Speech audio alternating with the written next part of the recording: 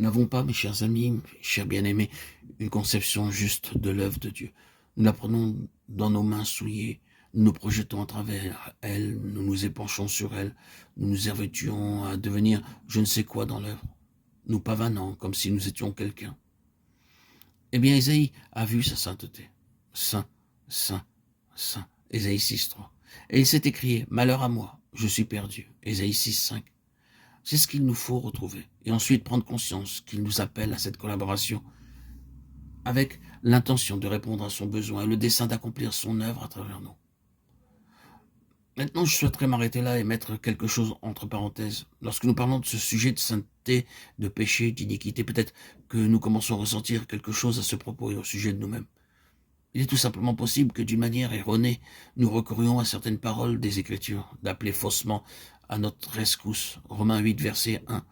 Il n'y a donc maintenant aucune condamnation pour ceux qui sont en Christ Jésus. Et de manière incorrecte, prendre le prétexte de cette parole et d'autres similaires pour nous cacher derrière. Il y a une différence. Devons-nous demeurer dans le péché afin que la grâce abonde? Que Dieu l'interdise? Romains 6, 1 et 2. Comprenez-vous de quoi il est question? Ah oui, nous serons toujours très imparfaits jusqu'à la fin. Il y aura toujours beaucoup à faire dans la purification, la sanctification et le salut. Cela doit continuer. Et si nous marchons dans la lumière, comme il est dans la lumière, que nous avons une communion l'un avec l'autre, c'est-à-dire lui et nous, le sang de Jésus-Christ, son Fils, continue de nous purifier de tout péché. Mais il existe une attitude telle qui consiste à ne pas marcher dans la lumière et à le justifier en disant « Oui, je sais que je suis imparfait, je suis un pécheur, mais il n'y a aucune condamnation en Christ. » Comprenez-vous ce que je veux vous dire?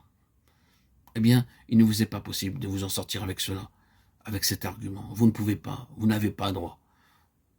Ces gens des églises, dans l'Apocalypse, des 7 églises, ceux chez qui se trouvaient des mauvaises actions lorsque celles-ci leur furent exposées.